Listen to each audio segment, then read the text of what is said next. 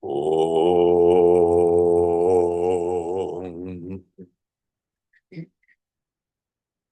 Om.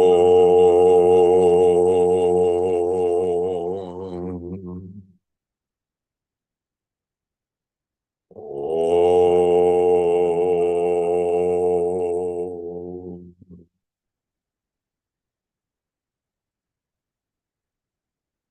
Gurur Brahma, Gurur Vishnu, Gurur Devo Maheshwaraha, Gurureva Param Brahma, Tasmai Shri Gurave Namaha. Chinmayam Vyapyat Sarvam Trailokyam Sacharacharam Tatpadam Darshitam Yena Tasmai Shri Gurave Namaha.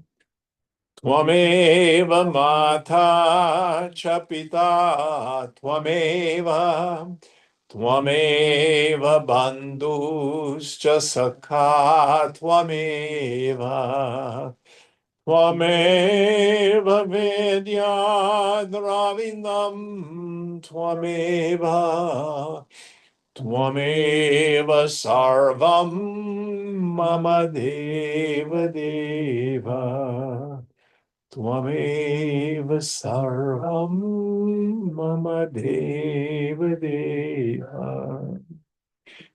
Jai Guru. Om Sahana Bhavatu Sahana Bhunaktu Sahaviryam Karavavahai Tejasvinavadhitamastu ma vidvishavahai. Om Shanti Shanti Shanti. So do we have Aditi online? No. Okay, so thank you. You read my mind. Howard will be our reader du jour. Where are we in our text? Howard, do you have the place? Well, I do have the page in my book, but I'm not sure which verse we're on. What's the question or the It's answer we're dealing with? The question is, why then are we encouraged to seek the real? Okay, I've got that, yes. Okay. Okay, Thank you, Mark. you're welcome. Thank you. Questioner, why then are we encouraged to seek the real? Maharaj, the mind must have a purpose. To encourage it to free itself from the unreal, it is promised something in return. In reality, there is no need of purpose. Being free from the false is good in itself. It wants no reward. It is just like being clean, which is its own reward. Yes. So in Gita, Krishna says, even a little of this knowledge frees us from great fear.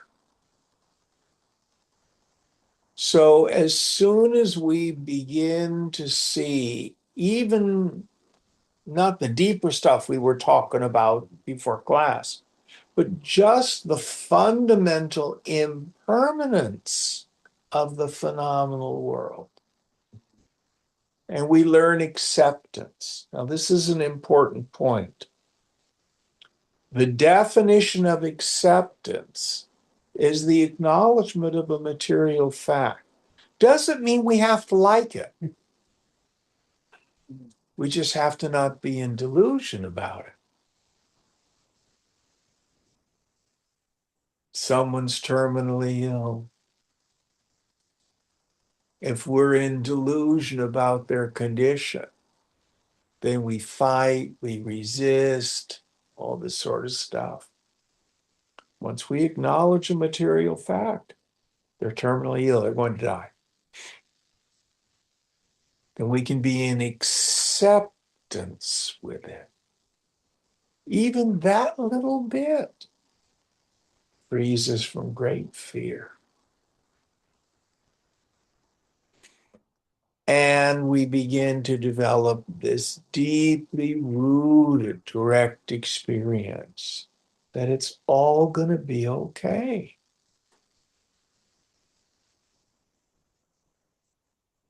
Going on.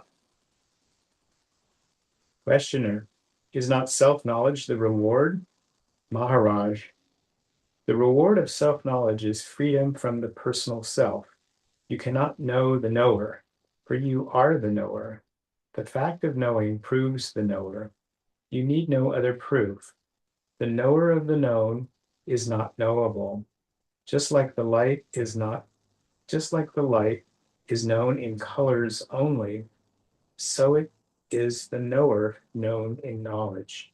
So you will never see yourself as an object.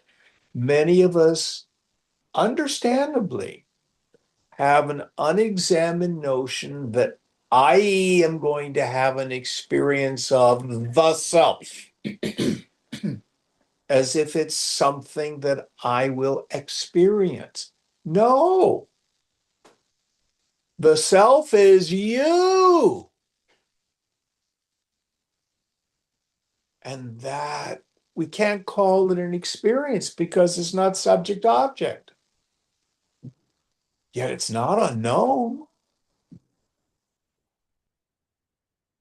And here's a really good question. What is the pramana, the means of knowledge for knowing yourself? You do not see, hear, taste, touch, or smell yourself. You are not a feeling. You are not a thought. What is the praman, the means of knowledge for knowing yourself? The self is swayambhu. It is self-evident. How do you know you were you? I don't know. I just know it. That's right.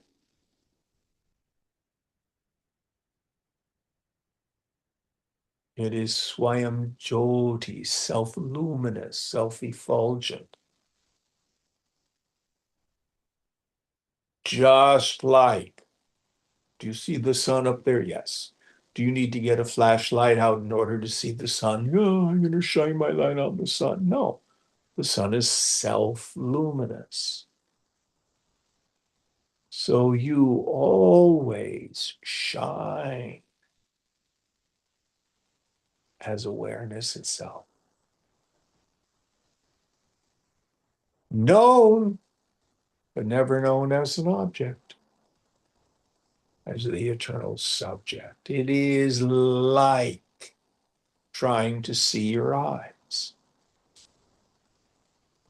Can you see the table? Yes, I can see the table. Can you see the lamp? Yes, I can see the lamp. Can you see your eyes? No, I cannot see my eyes. Therefore, you must not have eyes. No, of course I have eyes. They are that by which the table and the lamp are seen. But no one has ever seen their own eyes. Well, I see them in the mirror. No, you've seen some reflection. No one has ever seen their own eyes. And I know what I see. Going on.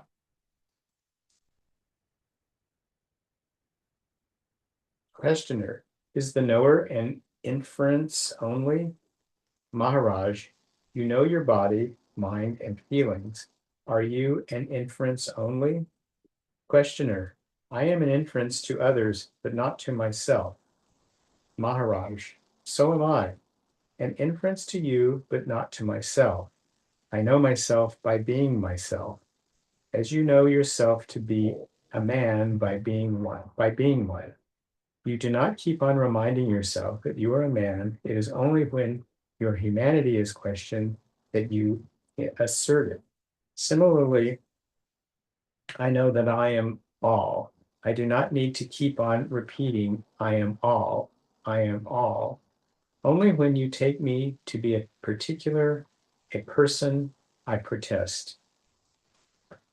As you are a man with all, as you are a man all the time, so I am what I am all the time. Whatever you are changelessly, that you are beyond all doubt. And here's the great cosmic joke. In truth, ignorance never covers the self. I don't care how miserable a person is, how deluded they are. Do you exist? Oh, yes, I exist. What's your existence? Misery. Do you know your misery? Oh, do I know my misery? Let me tell you all about it.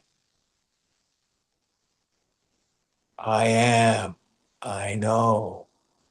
No one lacks that experience except the Shunyavadins, the scholiasts of the void, the followers of Sunga. Do you exist? No, I do not exist.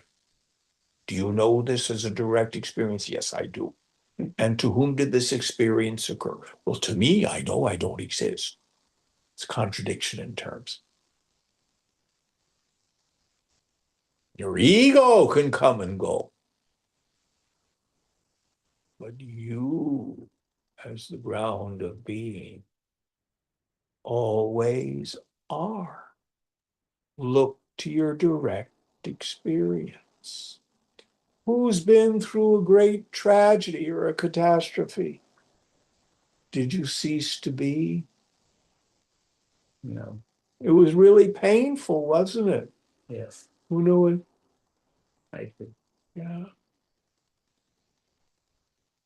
Now listen very carefully. You may have moments, or you may be deeply rooted in it, that you are Brahman, you are that ground of being. Did that change you? Did it? No.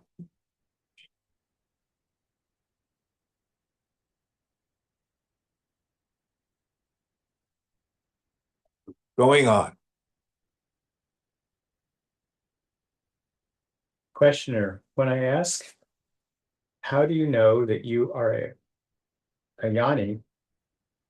You answer, I find no desire in me. Is this not a proof? Maharaj, were I full of desires, I would have still been what I am. Questioner, myself, full of desires, and you, full of desires, what difference would there be? Maharaj, you identify yourself with your desires and become their slave. To me, desires are things among other things, mere clouds in the mental sky, and on it, I do not feel compelled to act on it. Yes. So listen very carefully. In the end, desire is not an impediment to self-realization.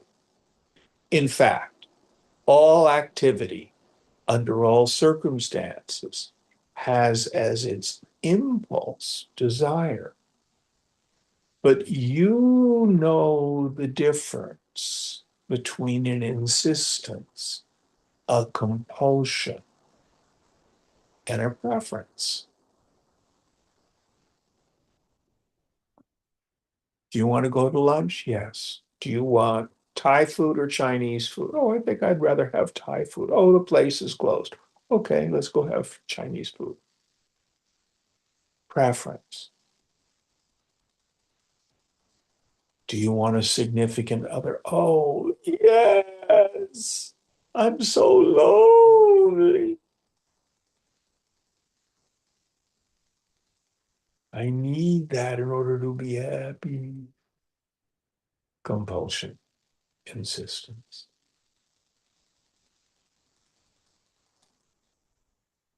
And these can become very subtle. I want to have purpose in my life. I want to make a difference. Now, listen very carefully. Shankara suggests that we take on the ego identity of the mumukshu in the beginning, the seeker after liberation. I, Jim, want to be liberated. I, Jim, want to be a jnani. I, Jim, want to realize. This is the engine that drives our sadhana. But what Nisargadatta Maharaj is saying is, even that in the end is not real. The fourth Mahavakya does not say, I know Brahman. I realized Brahman. The person who would utter that is a fool. What does it say? I am. Yeah. Big difference. It would be like me looking at you and saying, do you know Howard? I am Howard. Oh, yeah.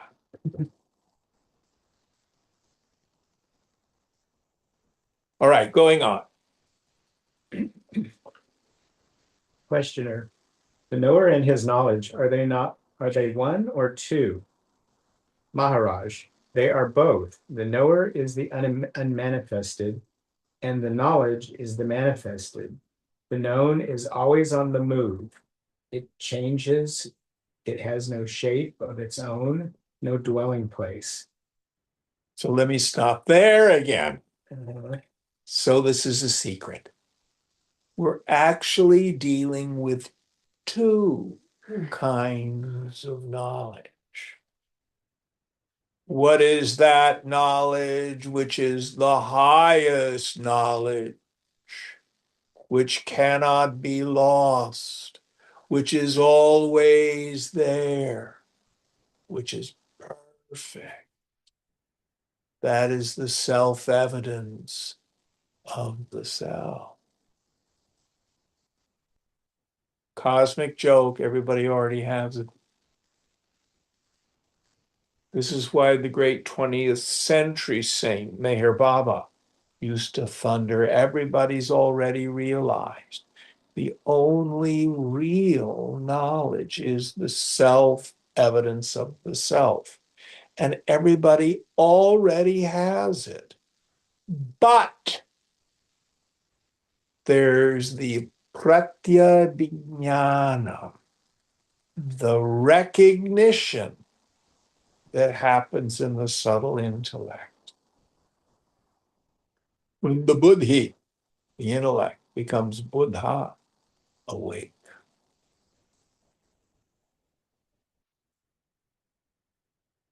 So as Yoga Vasishta thunders, both bondage and liberation occur to the mind.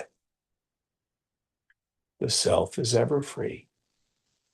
There is no other bondage than the deeply rooted conviction in my mind that I'm bound, meaning I think I'm my body, or I think I'm the transmigrating soul, or some other piece of illusion. There is no other liberation than the deeply rooted conviction based on direct experience. What do I mean? Thin the mind, introvert the attentive faculty of the mind. Notice the knower. Who are you? What are you? And then the mind goes, oh, there's nobody there. Wonder of wonder. I'm the space of pure awareness. I'm doing Avaduta Gita with a student. There's this refrain. I am the nectar of knowledge, homogeneous existence like the sky. Ruby. That insight occurs to the mind. Now, Where does it go when you go to sleep? Gone.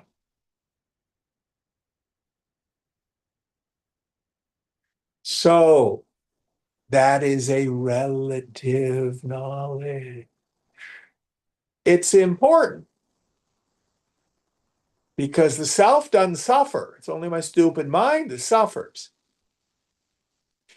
So this is the knowledge that frees the mind. And neither condition, ignorance or knowledge,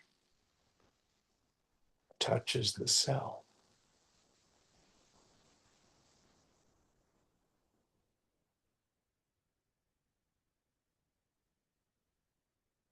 Doesn't mean it's not important.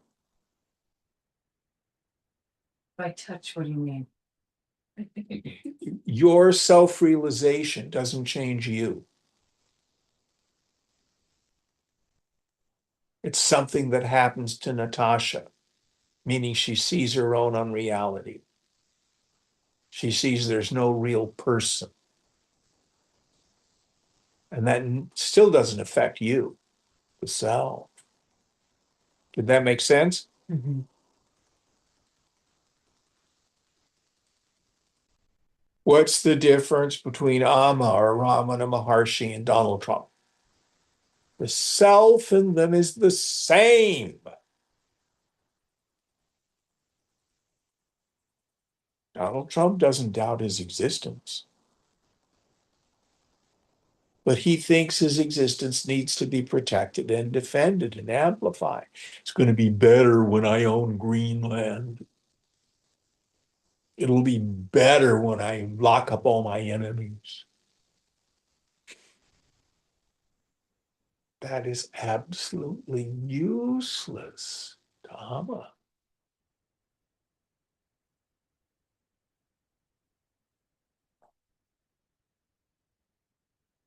But the self in them is the same. Amma does not doubt her existence, and neither does Donald Trump.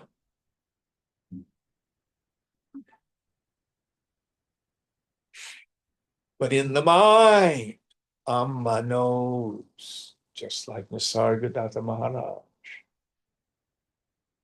She is the infinite. She's birthless, changeless, and deathless. And she knows that about you and me. Donald Trump thinks he's his buddy. Going on.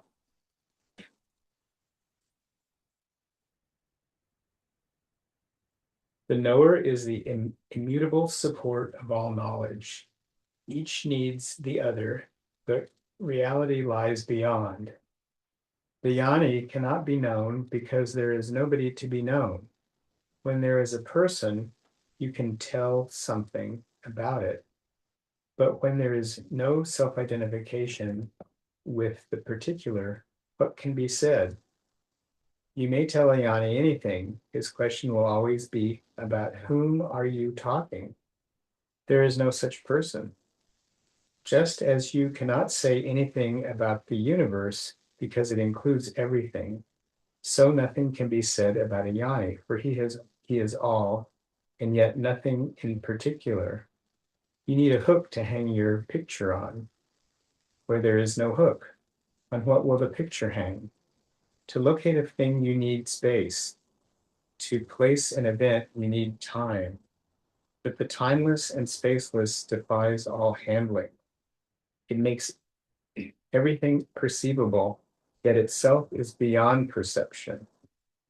The mind cannot know what is beyond the mind, but the mind is known by what is beyond it. The Yanni knows neither birth nor death, existence or non-existence are the same to her. Questioner, when your body dies, you remain.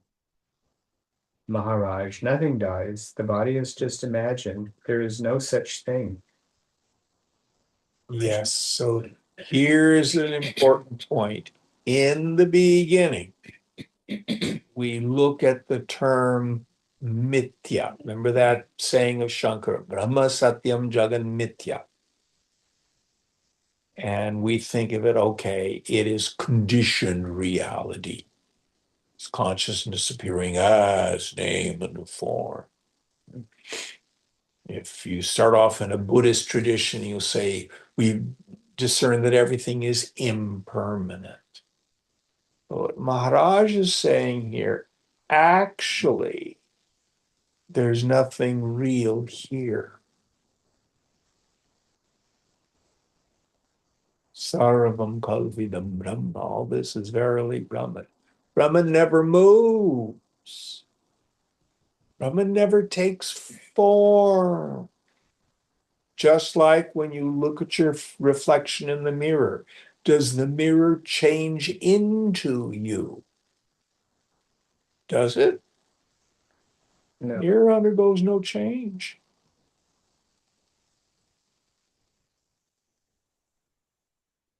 If all three of us take turns going to the loo, we look in the mirror,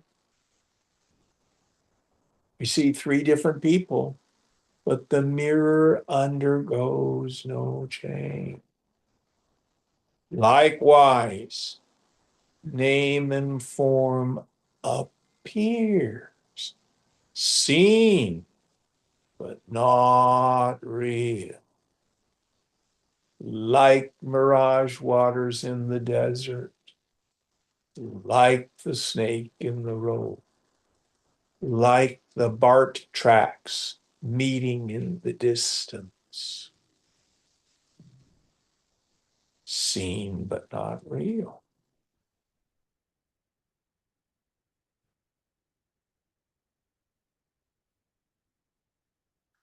Going on. Questioner. Before another century will pass, you will be dead to all around you. Your body will be covered with flowers, then burnt, and the ashes scattered. That will be our experience. What will be yours? Maharaj, time will come to an end. This is called the Great Death. Mahamrityu, the death of time. Questioner, does it mean that the universe and its contents will come to an end?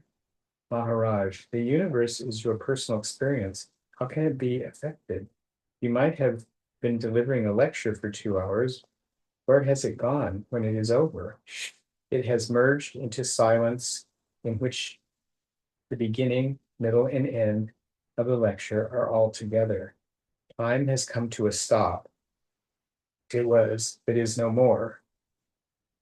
The science of life, of the science after a life of talking, no, the silence of a life after talking and the silence after life of silence is the same silence.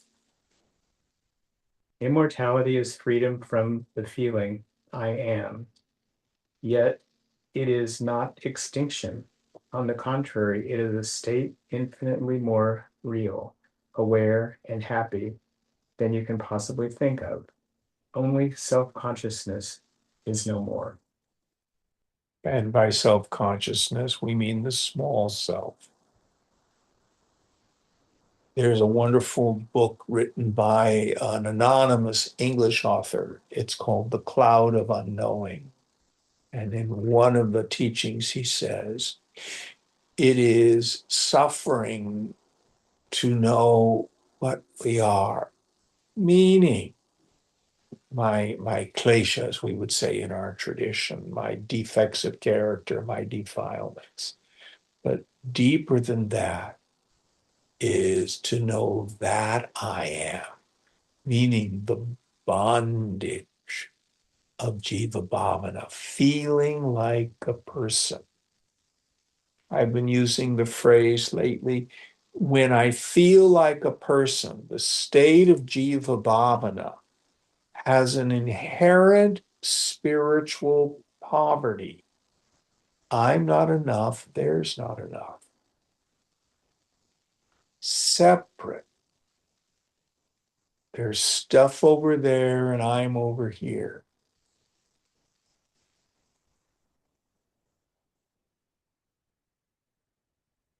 No escape. as long as there's Jiva Bhavana.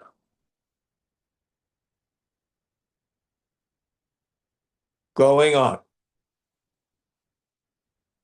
Questioner, why does the great death of the mind coincide with the small death of the mind? Maharaj, it does not. You may die 100 deaths without a break in the mental turmoil. This is why, for example, we say suicide isn't evil, it just doesn't work. In the 12-step programs, we have a condition called a geographic. I live in New York and I've been fired from my job and my friends have all left me and I've run up debts because I'm a drunk. Well, New York is the problem. I'll move to Chicago. And then in time, the same thing happens again. It's just everything east of the Mississippi. I'll move to LA. It'll be so much better there. People are nicer there. So wherever you go, your mind is there. The total shock is when the body dies, even if you off yourself. The body falls away, the grosser parts of the mind fall away. But all the vasanas are still there. There's no escape. You have to work through it. That's the cosmic joke, I think. Oh, you can run, but you cannot hide. So you might as well stop and just deal with it right here, right now. What is it I need to do?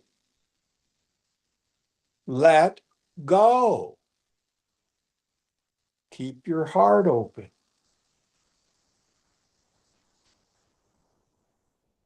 Let all my strivings, all my struggle, at least for a moment, cease.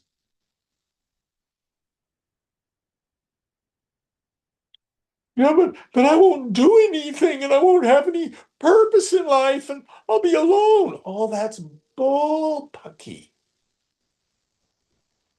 Drop it.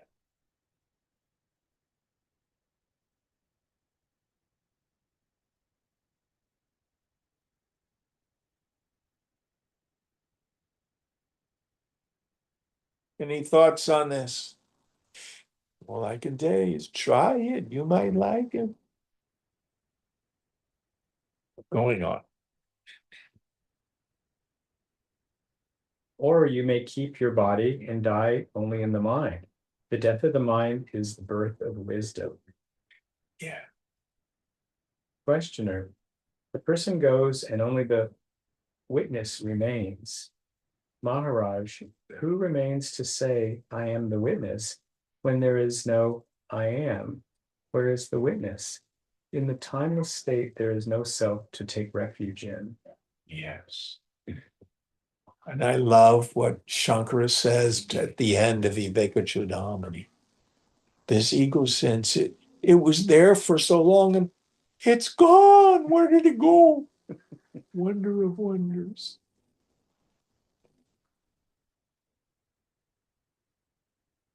Going on. The man who carries a parcel around, not to lose it, he is parcel conscious. The man who cherishes the feeling, I am, is self-conscious. The jnani holds on to nothing and cannot be said to be conscious. And yet he is not unconscious. He is the very heart of awareness. We call him Digambara, clothed in space, the naked one, beyond all appearance. There is no name and shape under which he may be said to exist, yet he is the only one that truly is. Questioner, I cannot grasp it. Maharaj, who can? The mind has its limits. It is enough to bring you to the very frontiers of knowledge and make you face the immensity of the unknown. To dive in is up to you. Questioner, What about the witness? Is it real or unreal? Maharaj, it is both. The last remnant of illusion, the first touch of the real. To say, I am only the witness is both false and true. False because of the I am, and true because of the witness. It is better to say, there is witnessing.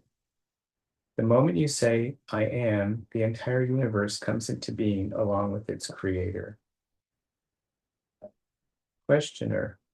Another question, can we visualize? Another question, can we visualize the person and the self as two brothers, small and big? The little brother is mischievous and selfish, rude and restless, while the big brother is intelligent and kind, reasonable and considerate, free from the body consciousness with its desires and fears. The big brother knows the little one, but the small one is ignorant of the big one and thinks itself to be entirely on its own. The guru comes and tells the smaller one, you are not alone. You come from a very good family. Your brother is a very remarkable man, wise and kind, and he loves you very much. Remember him, think of him, find him, serve him, and you will become one with him. Now the question is, are there two in us, the personal and the individual, the false self and the true self, or is it only a simile? Maharaj, it is both. They appear to be two, but on investigation they are found to be one. Duality lasts only as long as it is not questioned. The Trinity, mind, self, and spirit, Vyakti, Vyakta, and Avakya, when looked into, become unity. They are only modes of experiencing, of attachment, of detachment, and of transcendence.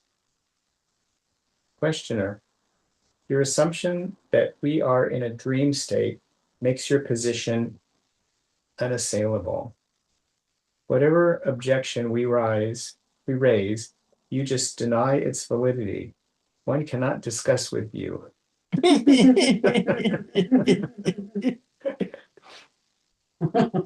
Maharaj, the desire to discuss is also mere desire. The desire to know, to have the power, even the desire to exist are desires only. Everybody desires to be, to survive, to continue. For no one is sure of himself, but everybody is immortal. You make yourself immortal. You make yourself mortal by taking yourself to be the body.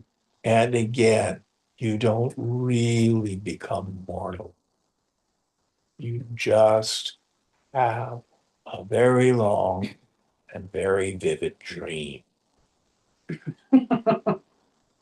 So when we're dreaming, at that moment, my mind is convinced that the dream and the dream world are real. The dreamer doesn't walk through a doorway and look back and say, oh, goodbye, dream. I'm now going to be in bed as the waker.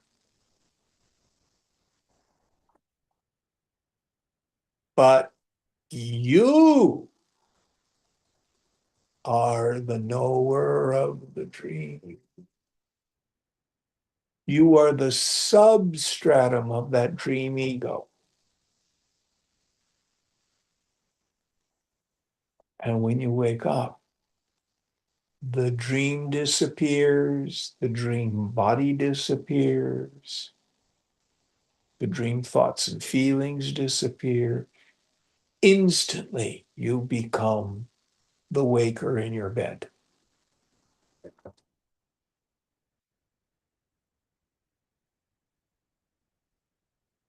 What Maharaj is saying is you can wake up from being awake.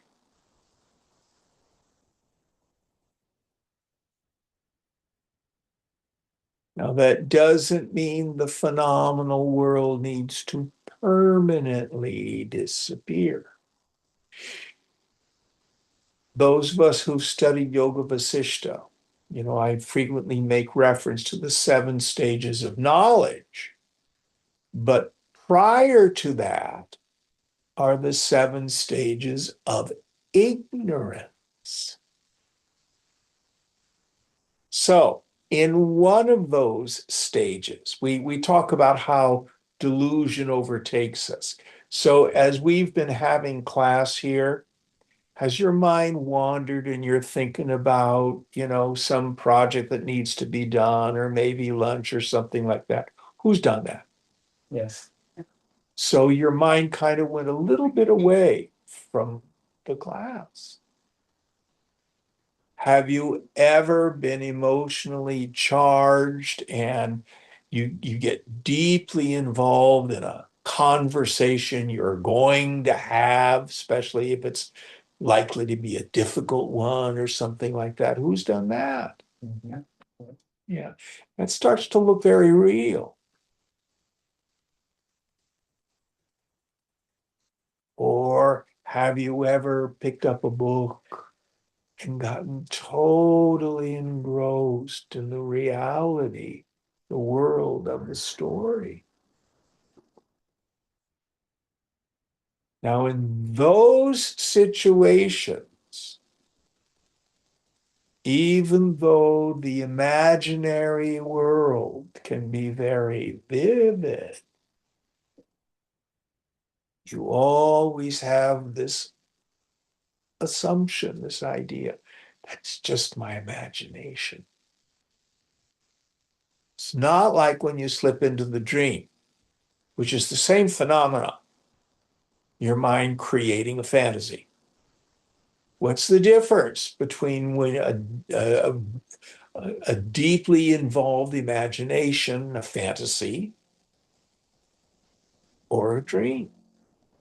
In the dream, there's the non-apprehension of your essential nature as the waker. Then you take the dream as real. So for the jnani, they see a world of name and form, but it's just like a fantasy. There's no loss of the knowledge. Aham brahmasmi, I am the ground of being. Brahma satyam jagan mithya. Lucid dreaming, as it were.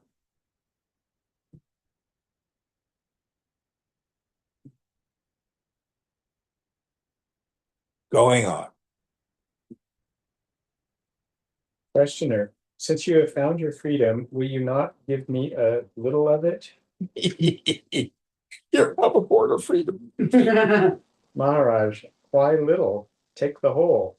Take it. It is there for the taking, but you are afraid of freedom. Questioner, Swami Ramdas had to deal with a similar quest. Some devotees collected around him one day and began to ask for liberation. Ramdas listened smilingly, and then suddenly he became serious and said, "You can have it here and now, freedom, absolute and permanent. Who wants it? Come forward." Nobody moved. Thrice he repeated the offer. None accepted. Then he said, "The offer is withdrawn." Oh my God. Maharaj, attachment destroys courage. The giver is always ready to give. The taker is absent. Freedom means letting go. People just do not care to let go of everything. They do not know that the finite is the price of the infinite, as death is the price of immortality. Yeah. Spiritual maturity lies in the readiness to let go everything. So let me rephrase what he said. In Gita, Krishna says, easy to perform. Self-realization is not difficult. but it's very rare. And just as Maharaj said, it's rare because nobody really wants it. The price tag is we have to give up illusion. And the bija vasana, the seed attachment, is I think I'm the body. I think I'm a person.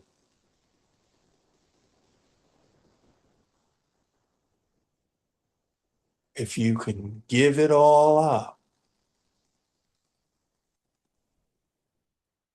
everything becomes clear.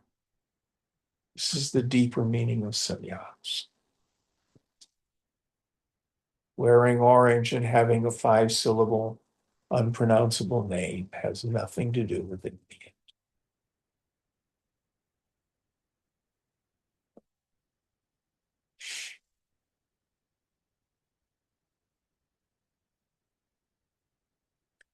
And just like the alcoholic, just before they get sober, believes alcohol's my only friend. If you had my problems, you'd drink too. I can't give it up. It's the only thing that gives me some respite, some peace. I just need a release. So you and I may believe I can't give up the personal sense of self. I need it to survive.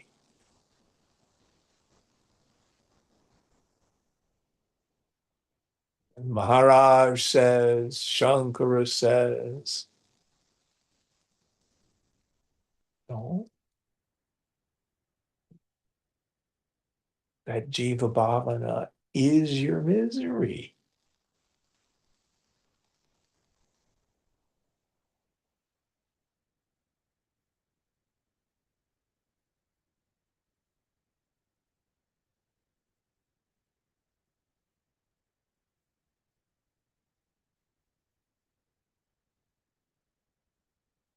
Going on. Spiritual maturity lies in the readiness to let go everything. The giving up is the first step. But the real giving up is in realizing that there is nothing to give up, for nothing is your own. It is like deep sleep. You do not give up your bed when you fall asleep. You just forget it. That's the end of it. You just forget it. That's lovely. Chapter 74. Truth is here and now. Questioner. My question is, what is the proof of truth? Followers of every religion, metaphysical or political, philosophical or ethical, are convinced that theirs is the only truth, that all else is false, and they take their own unshakable conviction for the proof of truth. I am convinced, so it must be true, they say. It seems to me that no philosophy of religion, no doctrine or ideology, however complete, free from inner contradictions and emotionally appealing, can be the proof of its own truth. They are like clothes men put on, which vary with times and circumstances and follow the fashion trends. Okay, let's stop there. So again, going back to the Mandukya Karika, Gaudapada exhaustively goes through all our unexamined notions whereby we think the phenomenal world is real. Some of them, first of all, I can see it. Seeing is believing. I see the table, I can knock my shin on the table must be real. Another one is agreement. If I get everybody else to agree that so-and-so's a jerk, then they must be a jerk. But look at flat earth notions in Europe. during the Middle Ages. Almost everybody was convinced the world was flat. The proof of it is you watch the ships sail out to sea and they fall off the edge of the world. But just because everybody believed it did not make it true. So, according to Gaudapada,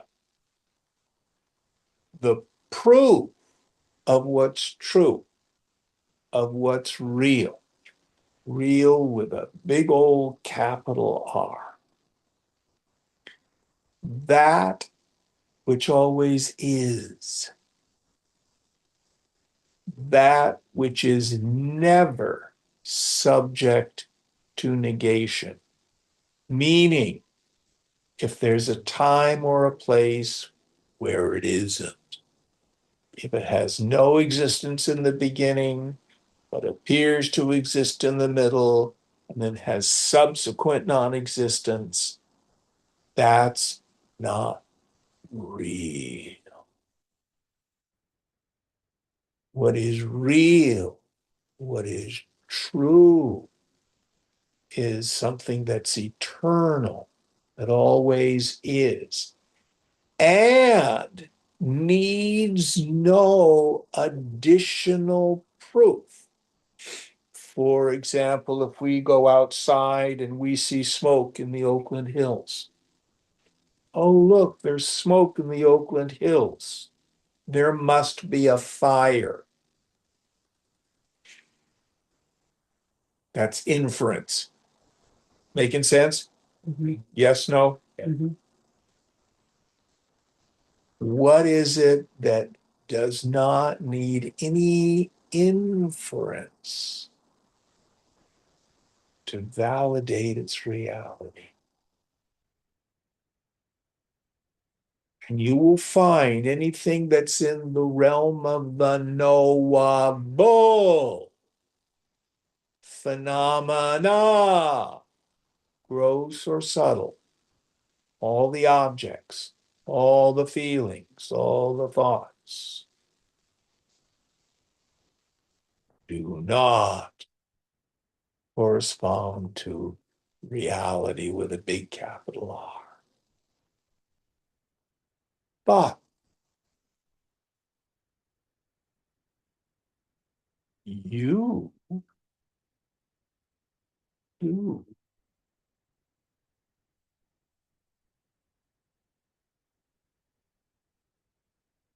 If you examine yourself,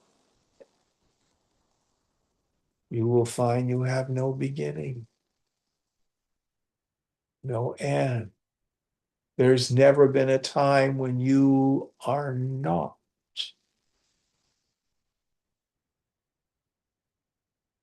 You never change. What do you mean? I had a terrible week. I was so unhappy. And Shankara uses the example at night. There's a jar of water and it's a full moon, and you look into the water jar and you see a moon in the jar. The moon in the jar is the reflection of the moon.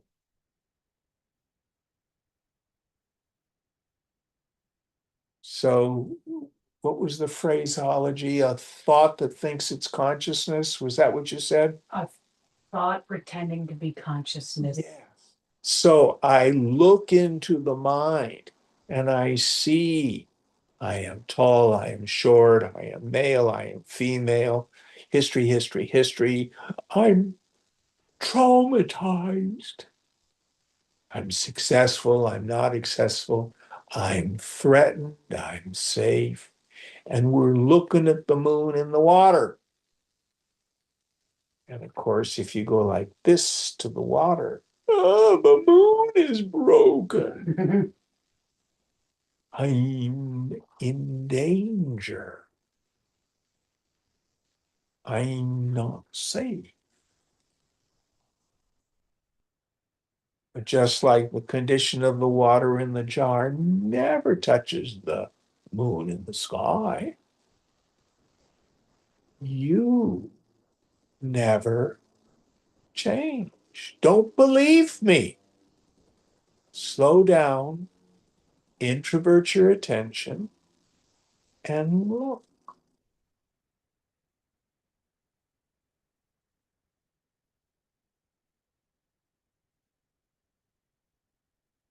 Going on. Now, can there be a religion or philosophy which is the true and which does not depend on somebody's conviction nor on scripture because they again depend on somebody's faith in them? Is there a truth which does not depend on trusting, which is not subjective? Maharaj, what about science? Questioner, science is circular. It ends where it starts with the senses. It deals with experience, and experience is subjective. No two persons can have the same experience, though they may express it in different words. Maharaj, you must look for truth beyond the mind. Questioner, sir, I have had enough of trances. Any drug can induce them cheaply and quickly. Even the classical samadhis caused by breathing or mental exercise are not much different. There are oxygen samadhis and carbon dioxide samadhis, self-induced samadhis, caused by repetition of a formula or a chain of thoughts. Monotony is soporific. I cannot accept samadhi, however glorious, as a proof of truth. Maharaj, samadhi is beyond experience. It is a qualityless state. Questioner, the absence of experience is due to inattention. It reappears with attention. Closing one's eyes does not disprove light. Attributing reality to negative states will not take us far. The very negation contains an affirmation. Maharaj, in a way you are right, but don't you see you are asking for the proof of truth without explaining what is the truth you have in mind and what proof will satisfy you. You can prove anything provided you trust your proof. And what will prove that your proof is true? I can easily drive you into an admission that you know only that you exist, that you are the only proof you can have of anything. But I do not identify merely existence with reality. Existence is momentary, always in time and space, while reality is changeless and all-pervading. Questioner, sir, I do not know what is truth and what can prove it. Do not throw me on my own resources. I have none. Here you are the truth knower, not me. Maharaj, you refuse testimony as the proof of truth. The experience of others is of no use to you. You reject all inference from the concurring statements of a vast number of independent witnesses. So it is for you to tell me what is the proof that will satisfy you. What is your test of a valid proof? Questioner, honestly, I do not know what makes a proof. Maharaj, not even your own experience? Questioner, neither my experience nor even existence. They depend on my being conscious. Maharaj, your being conscious depends on what? Questioner, I do not know. Formerly, I would have said on my body. Now I can see that the body is secondary, not primary, and cannot be considered as an evidence of existence. Maharaj, I'm glad you have abandoned the I am the body idea. the main source of error and suffering. Yes.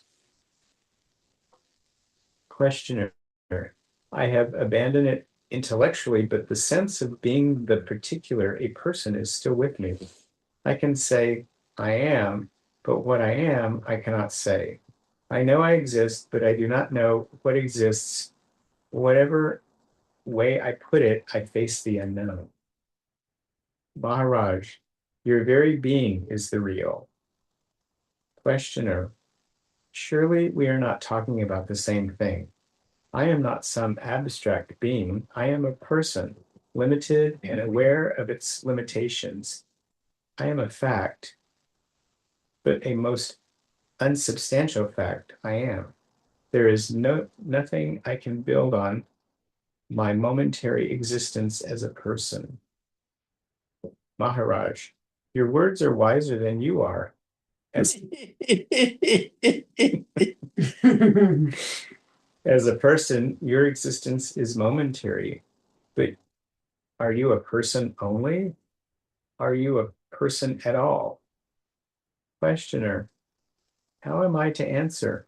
My sense of being proves only that I am. It does not prove anything which is independent of me. I am relative, both creature and creator of the relative. The absolute proof of the absolute truth. What is it? Where is it? Can the mere feeling I am be the proof of reality? Maharaj, of course not. I am and the world is are related and conditional. They are due to the tendency of the mind to project names and shapes.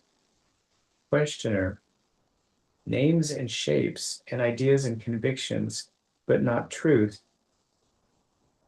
But for you, I would have accepted the relativity of everything, including truth, and learnt to live by by assumptions. But then I meet you and hear you talking of the absolute as within my reach and also as supremely desirable. Words like peace, bliss, eternity, immortality catch my attention as offering freedom from pain and fear. My inborn instincts, pleasure seeking and curiosity are roused, and I begin to explore the realm you have opened. All seems most attractive, and naturally I ask, is it attainable? Is it real? Maharaj, you are like a child that says, prove that the sugar is sweet, then only I shall have it. The proof of the sweetness is in the mouth, not in the sugar. To know it is sweet, you must taste it. There is no other way. Of course, you begin by asking, is it sugar? Is it sweet? And you accept my assurance until you taste it. Then only all doubts dissolve and your knowledge becomes firsthand and unshakable. I do not ask you to believe me. Just trust me enough to begin with. Every step proves or disproves itself. Yes. So Swamiji said the yogi needs to be a spiritual scientist. If you are a religious person, you are given articles of faith and you are asked to believe in them. And then you might have logic that proceeds from it that proves this or doesn't prove that. But yoga, it's like doing a chemistry experiment. You come up with a hypothesis. What's the difference between a hypothesis and an article of faith? What's the difference? One needs to be proven by to know that it's true. Yeah, you don't start with the assumption that it's true. You start with the assumption, this may be true. Let me prove whether it's true or not by performing the experiment. Remember when Galileo looked through the telescope and he saw the moons of Jupiter, and the people from the Vatican said, you have to recant all this, it's heresy. And Galileo said, look through the telescope. And they said, we don't have to look through the telescope. We see through the eyes of faith. So many of us run around with that kind of approach to life. So discard everything that you cannot prove absolutely. And some of our beliefs are very precious.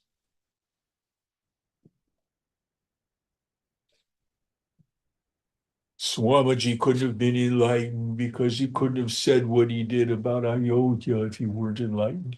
He was a fig. You criticize my guru. Whack. Drop it. Drop everything you cannot know absolutely.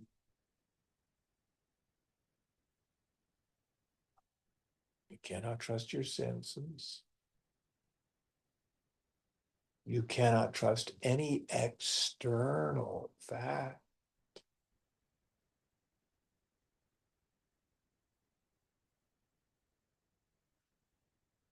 But you cannot doubt or negate. I.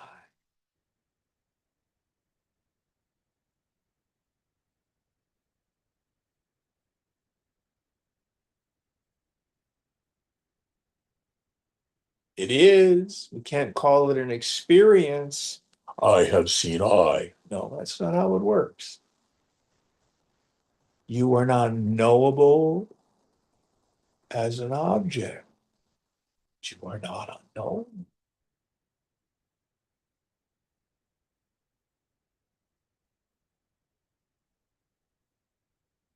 It is of great value on a somewhat frequent basis to go through everything in your mind that you believe, no matter how sacred, and ruthlessly discard everything that isn't absolutely certain.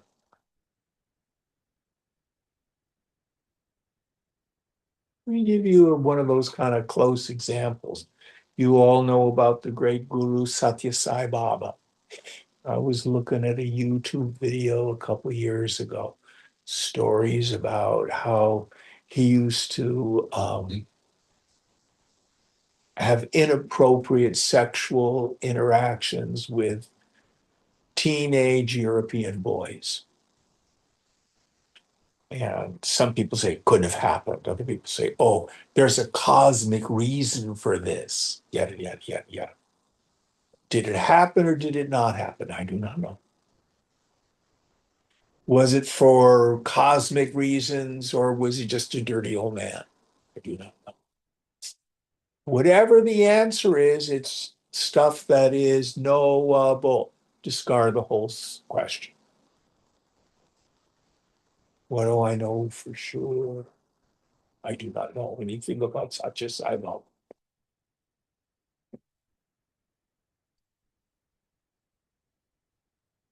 But I do know I am. I know.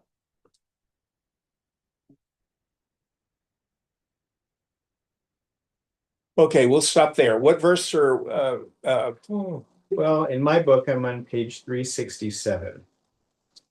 and are we going into a question next? We're in the middle of Maharaj's reply. Okay, let's finish his reply and then we'll stop. Okay, it's kind of long, but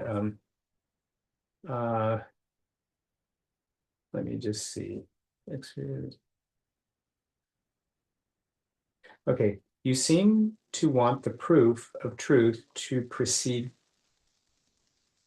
to precede. I can't read what that word is. The truth itself. Be by truth. I've got some. Typo. You Yeah, you seem seem to to want the proof of truth to precede truth. to precede truth. Oh, I see. Okay, thank you. And what will be the proof of proof? You see, you are falling into regression. To cut it, you must put a stop to asking for proofs and accept for a moment only something as true. It does not really matter what it is. It may be God or me or your own self. In each case, you accept something or somebody unknown as true. Now, if you act on the truth you have accepted, even for a moment, very soon you will be brought to the next step. It is like climbing a tree in the dark. You can get hold of the next branch only when you are perched on the previous one. In science, it is called the experimental approach. To prove a theory, you carry out an experiment according to the operational instructions left by those who have made the experiment before. In spiritual search, the chain of experiments one has to make is called yoga. Yes, he agrees with me. Nice.